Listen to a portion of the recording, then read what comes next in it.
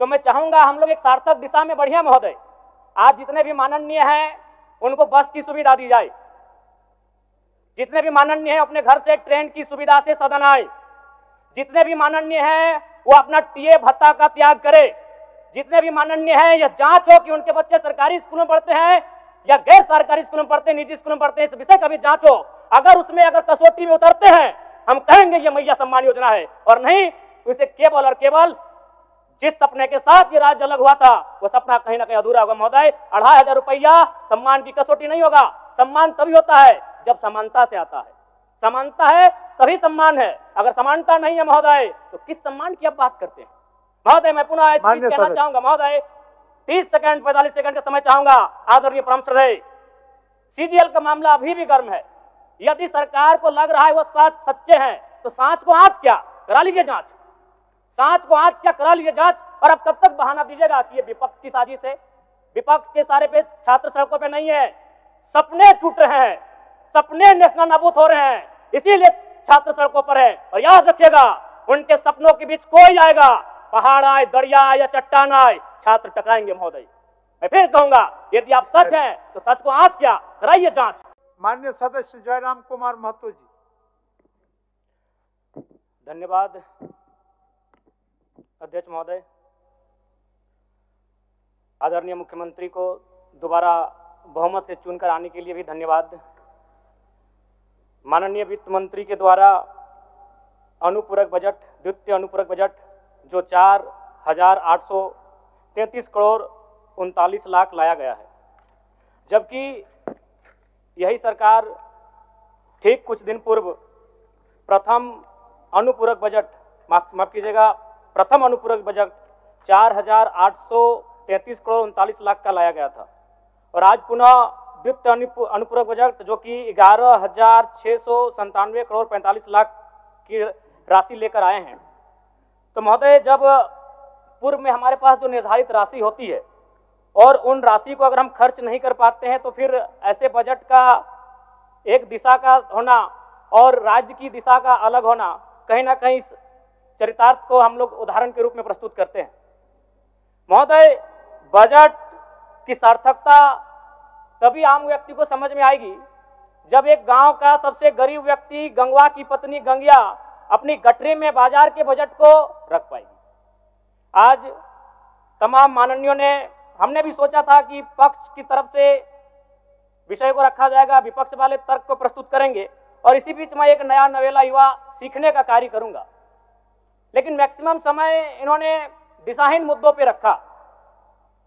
तो मैं, चूंकि मैया सम्मान योजना मूल बिंदु रही, केंद्र बिंदु रही, किसी ने उसे सम्मान कहा, नारियों का सम्मान कहा, महिलाओं का सम्मान कहा, हम लोग भी महिलाओं के सम्मान के पक्षधर हैं। हमारे एक भाई कह रहे थे कि 2500 रुपए की राशि जब एक स्कूल कॉलेज में पढ़ने वाली बहन को दिया जाएगा तो उससे वो स्कूल कॉलेज कागज, कॉपी, कलम की सामग्री लेगी। मैं कहना चाहूंगा अगर आप उसे स्कूल कॉलेज जाने से पहले अगर 2500 रुपए देंगे तो उसे आप निकम्मा और आलसी बनाएंगे।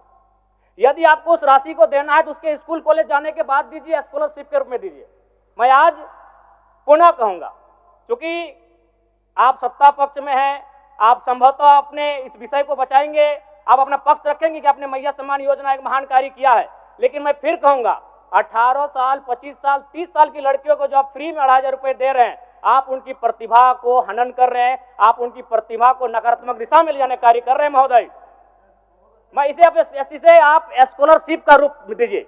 आपको 2500 रुपए देना है, स्कूल से पहले देंगे ना। मैं कह रहा हूं, मेरी भी सैकड़ों बहनें हैं गांव में, अगर आप स्कूल जाने से पहले 2500 रुपए उनके हाथ में देंगे, उस पैसे को वह गलत कार्यों में, गलत नहीं कहेंगे, कुछ ऐसे कार्यों में खर्च करेंगी जो लुभावनी हो। स्कूल जाने के बाद, अटेंडेंस के बाद अगर आप देंगे स्कॉलरशिप के रूप में तो वो बहन स्कूल तक जाएगी। दूसरा सवाल और एक महत्वपूर्ण विषय महोदय। एक मिनट। माननीय सदस्यगण, सभा की सहमति हो तो सदन की कार्रवाई समाप्त होने तक समय बढ़ाई जाए। बोलिए, अब समाप्त करिए, बोलिए। महोदय, यदि वास्तव में मैया सम्मान की राशि 2500 रुपए सम्मान है तो मैं चाहूंगा हम लोग एक सार्थक दिशा में बढ़िया महोदय। आज जितने भी माननीय हैं उनको बस की सुविधा दी जाए, जितने भी माननीय हैं अपने घर से ट्रेन की सुविधा से सदन आए। जितने भी माननीय हैं वो अपना टीए भत्ता का त्याग करे। जितने भी माननीय हैं यह जांच हो कि उनके बच्चे सरकारी स्कूलों में पढ़ते हैं या गैर सरकारी स्कूलों में पढ़ते हैं, निजी स्कूलों में पढ़ते हैं, इस विषय का भी जांच हो। अगर उसमें अगर कसौटी में उतरते हैं हम कहेंगे ये मैया सम्मान योजना है, और नहीं तो इसे केवल और केवल जिस सपने के साथ ये राज्य अलग हुआ था वो सपना कहीं ना कहीं अधूरा होगा। महोदय, 2500 रुपया सम्मान की कसौटी नहीं होगा। सम्मान तभी होता है जब समानता से आता है। समानता है तभी सम्मान है। अगर समानता नहीं है महोदय तो किस सम्मान की आप बात करते हैं? महोदय, मैं पुनः कहना चाहूंगा महोदय, 30 सेकंड 45 सेकंड का समय चाहूंगा। आदरणीय परम श्रद्धेय, सीजीएल का मामला अभी भी गर्म है। यदि सरकार को लग रहा है वो सच्चे हैं तो सांच को आंच क्या करा लीजिए जांच। सांच को आंच क्या करा लीजिए जांच। और अब कब तक बहाना दीजिएगा कि ये विपक्ष की साजिश है?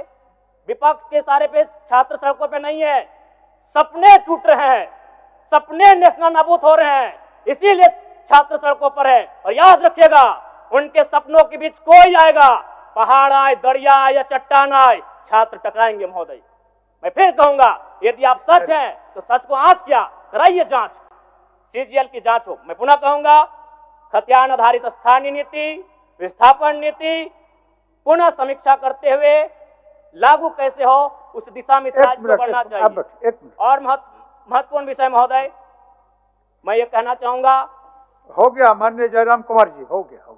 धन्यवाद महोदय।